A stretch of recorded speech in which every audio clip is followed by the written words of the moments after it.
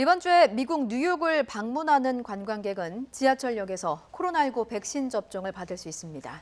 이탈리아에서 발생한 백신 과다 조입 의료사고 관련 후속 소식도 알아보겠습니다. 국제부 조세훈 기자와 함께 얘기 나눠보도록 하겠습니다. 네, 어서 오십시오. 어서 오세요. 안녕하십니까. 네, 먼저 흥미로운 소식부터 좀 알아보죠. 뉴욕에서 관광객들이 백신 접종이 가능하다는 소식인데 이게 오늘부터인 거죠? 네, 맞습니다. 현지 시각 12일부터니까 우리 시간으로 한 오늘 밤쯤이 되겠고요. 예. 뉴욕 맨해튼의 6개 지하철역에서 임시 백신 접종소가 운영된다고 합니다. 그랜드 센트럴, 펜스테이션 등 잘 알려진 역들인데요. 아침 8시부터 오후 1시까지 운영하는 곳도 있고 오후 3시부터 8시까지 운영하는 곳도 있습니다.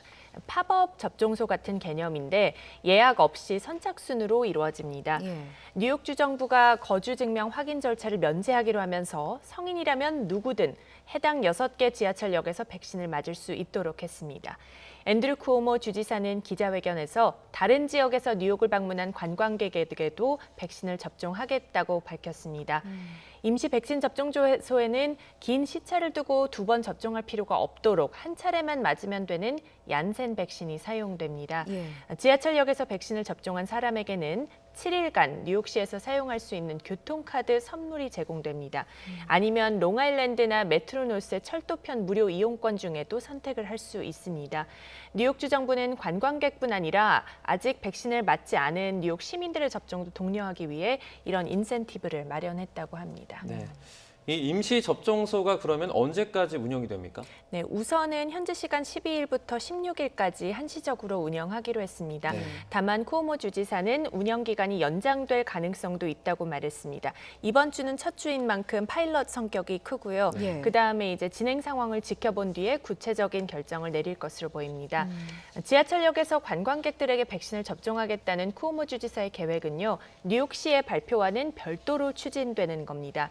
앞서 빌 더블라지오 뉴욕시장은 타임즈스퀘어, 센트럴파크, 브루클린 브리지 등 주요 명소에 이동식 접종소를 설치해서 관광객이 백신을 맞을 수 있게 하는 방안을 계획 중이라고 밝혔습니다.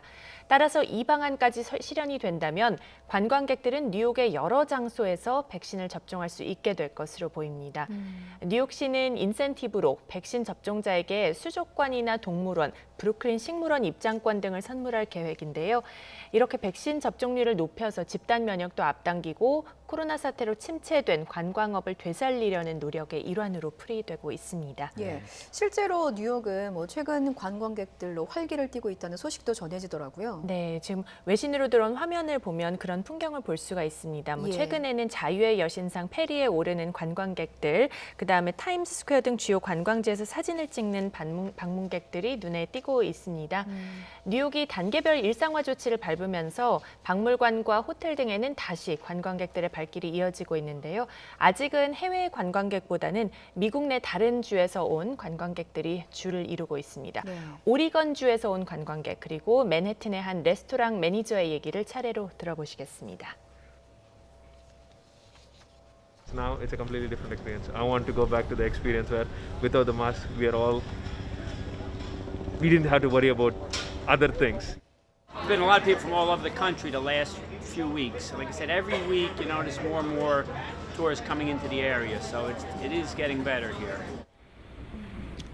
네, 이번엔 이탈리아로 가보도록 하겠습니다. 네. 이 백신 과다 주입 의료사고 소식을 어제 전해주셨는데요. 네. 이 주입된 양이 기존에 알려졌던 것과는 다르다고요. 네, 그렇습니다. 토스카나주 보건당국이 어제 이제 문제가 된 병원에서 정밀 감사를 진행했는데요. 네. 환자에 주입된 화이자 백신 양이 6회분이 아닌 4회분이라고 정정했습니다. 6회 접종분이 담긴 병을 수거해서 확인을 해보니까 아직 2회분 정도가 남아있다는 것을 발견한 겁니다. 네. 보건당국은 해당 간호사가 생리식염수 희석 절차를 생략하고 원액을 주입한 게 사고 원인이라고 밝혔습니다. 또 주입된 양이 6회분이 아니라 4회분이라는 것은 결코 사소한 팩트가 아니다 이렇게 강조했습니다. 화이자가 지난해 임상시험에서 4회분을 투여한 뒤에 부작용 발현 여부를 관찰했고 문제가 없다는 사실을 밝혀냈다는 있다는 이런 설명 때문인데요. 예. 앞서 독일과 이탈리아, 이스라엘에서는 5회분을 한꺼번에 접종한 사례가 보고된 바 있다고 이탈리아 현지 언론이 전하기도 했습니다. 이게 6회분이 아닌 4회분이라고 해도 사실은 분명한 의료사고잖아요. 피해 여성의 입장은 어떻습니까? 네, 이 여성은 이제 현지 언론과 인터뷰를 했는데 네. 이상 증상이 나타나지 않을까 두렵고 무섭다 이렇게 말을 했습니다. 그러면서도 병원 측을 상대로 법적 대응은 하지 않겠다는 입장을 밝혔습니다. 예. 병원 측은 당분간 이 여성의 상태를 계속 지켜보기로 했는데 아직까지는 다행히 건강에 별다른 이상이 없다고 합니다. 병원 측은 의료사고를 일으킨 간호사는 지금 큰 정신적인 충격에 빠졌다면서 피해 여성의 건강을 걱정하고 있다고 전했는데요.